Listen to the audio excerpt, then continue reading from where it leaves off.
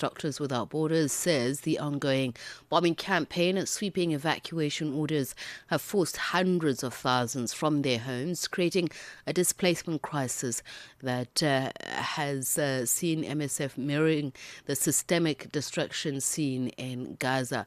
For more on what the situation is on the ground, we're joined now by Director of Advocacy and Analysis for Doctors Without Borders, Southern Africa, Claire Waterhouse. Claire, very good evening to you. Thanks for speaking to us once again. Can you just give us, a description of what is happening at the moment on the ground and how it's impacting your work? Thanks so much for having us, and thanks for drawing attention to this really important issue. Yeah, what we are seeing is actually this issue is flying a little bit under the radar at the moment, despite actually severely escalating humanitarian needs. Since March 2nd, we've seen Israel scaling up in intensity airstrikes across multiple areas of Lebanon, which are causing death, injuries, widespread displacement. And this comes on top of, a ceasefire was agreed with Lebanon in November 2024, but actually in the 15 months since that supposed ceasefire has been in place, there's not really been a day without airstrikes still happening in Lebanon. So now what we're seeing is just a very sharp escalation in that, which is causing a very sharp escalation in humanitarian needs. There is mass displacement, over 800,000 people displaced already from the southern areas of Lebanon and from the south of Beirut. And this is on top of just the psychological, emotional, physical trauma of being under attack every day since November 2024, and multiple displacements for many people, and really just absolutely terrible humanitarian situation that's happening that we are witnessing on the ground, becoming worse and worse by the day. Your report specifically mentions shelters in Marwaniye. What is the situation there, and are these designated safe areas? So much of Lebanon at the moment is not. Well, 14% of Lebanon has now been declared has been given evacuation orders by the Israeli defense forces, by the Israeli government, which is huge. And so shelters that we see, like what is in Marwaniye, previously were in safe areas, now are supposedly no longer a safe area. But these shelters have been filled for a while, to be honest, and are now massively overcrowded. There's a lot of confusion from people about whether they should move, where to move to that will actually be safe, because these mass blanket evacuation orders are changing every single day, to be honest, and being expanded every single day, which is very similar to what we saw happening in Gaza as well. Just huge amounts of confusion for civilians who should never be attacked under international humanitarian law. Healthcare facilities also being attacked as a result of this, because suddenly they're not in a safe area, whatever that means in these days. So it's really difficult for people to find safe shelter and then be able to remain in that shelter. And even when they can find a place that is relatively safe, none of these shelters are designated shelters, if you know what I mean.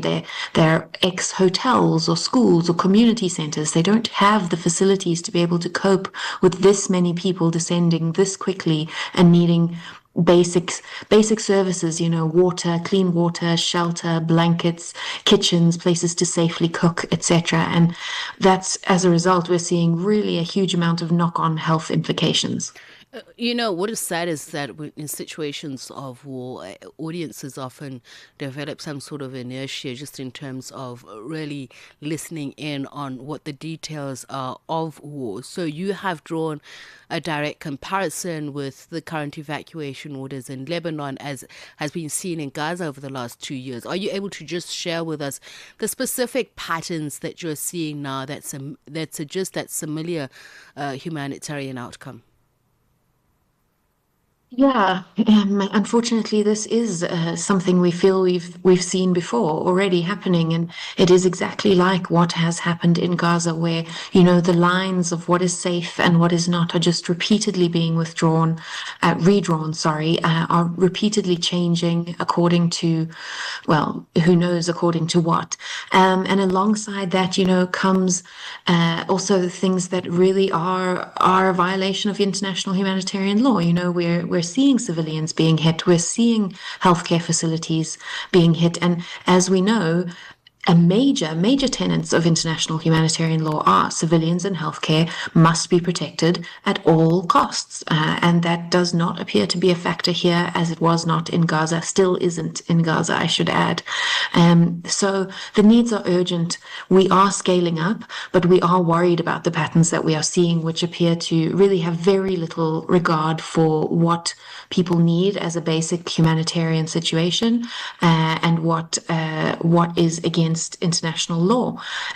So that does make us concerned for what the future may bring, because this does not seem to be stopping. It's only escalating at this point, and we are so worried about the people in Lebanon who are impacted by this, because there are many physical needs, but there are also such severe mental health needs. People are really traumatized by what's been happening in the last 2 years, 2.5 years, and they are carrying huge emotional and psychological burdens, having to move, having to keep their families safe. Even our own staff have been affected, have been stuck on the side of roads as they've been trying to make it to safe places, and had to flee into places where even it's been difficult for us to contact them.